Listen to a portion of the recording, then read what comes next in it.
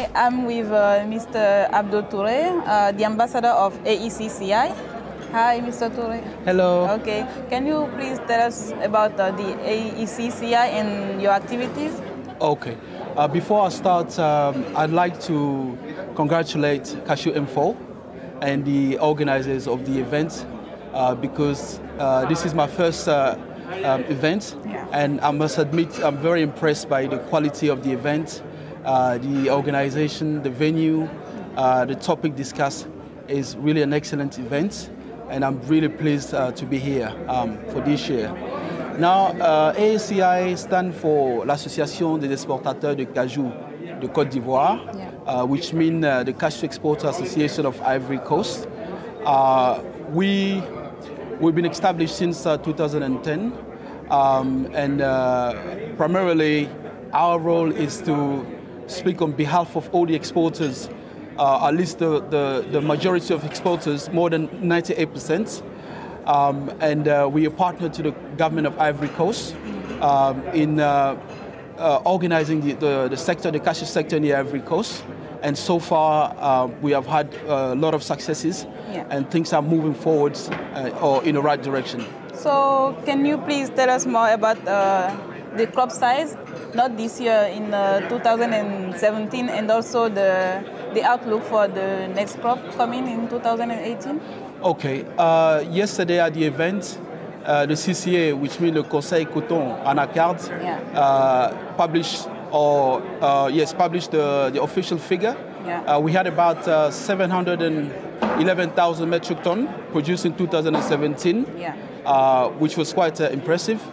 And that does not include the goods smuggled across the border with on the eastern border and the northern border of Ivory Coast. Okay. I don't want to mention names of countries, but we know the country on the eastern border and the northern border. So if you include that volume, I'm sure it's a lot more than 711,000. For 2018, based on historical data, each year in Ivory Coast, there's a growth of 8%. So if we had 700,000 last year, we can expect in a region of 750,000, 756,000 in 2018. Oh, wonderful. Yeah. Okay, so how was the weather so far in Ivory Coast, and is the crop about to start already? Yes, the crop is looking very good. With regard to the climatic condition, I have to admit it's looking very good. We haven't had any adverse weather condition reported in any cashew growing area, which is really a great thing. Because if you remember 2 years ago, there was this phenomenon of Harmattan, a very severe Harmattan, and the El Nino. So it caused a lot of damage to the crops. But luckily this year, there is no such a thing. The weather is looking very good. So the rainfall was good, the sun was good. The flowering is looking very good also and healthy. I heard that in part of Ivory Coast, they already started harvesting in places like Segela. Farmers have already started to harvest cashew, which is excellent. So 2018 looked very promising in terms of the quantity. Also, I want to say something about the quality. The government has been working hard with different stakeholders like AECI in terms of improving the cashew made in Cote d'Ivoire. So by encouraging best practice to farmers, so they'll be using jute bags instead of PP bags. Also, the government has been very keen to raise awareness about the need to dry properly. Cashew has to be dry at no more than 8%. Although the limit is 10%, but farmers are encouraged to dry the cashews at around 8%. So hopefully if we follow these little things, it will make a big difference. Wonderful, wonderful. So in the last few years, we heard that LCN prices moved like higher substantially. So would you like to know, we would like to know actually if this could lead to drawdown in demand going forward in 2018. Pricing is a very difficult thing to predict. Forecasting about pricing is very difficult because there are so many different factors that influence the price. Okay. Firstly, is the supply and demand, right? So that's one thing. Also, you have to look at Ivory Coast is not the only supplier. India has its own production. Vietnam also has its own production. You also have to look at the currency variation between the euros and the dollar. Okay. You also have to look at the demand for cashew kernel on the international market. So all of this will influence where the prices go. So it's very difficult for me to predict where the price will go. I can't really say. Okay, so can you please tell us more about your event, the GNEC?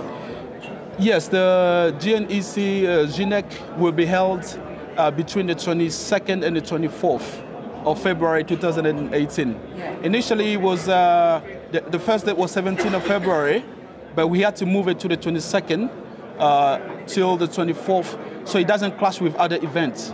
Okay. I was told that Gold Foods will be held on the 17th of up to the 22nd or so. Okay. So it will be a great event. It will be held at the Radisson Blu Hotel. For those people who know Abidjan, the Radisson Blu Hotel is about 2 minutes from Abidjan Airport, so it's very convenient. If you fly from India or Vietnam, it's very easy to get to. It's a very modern and very pleasant hotel to attend. So I will encourage all your listeners and viewers to attend GNEC because it will be a very good event. And we love to see Cashew Info and all your other partners to attend. Wonderful.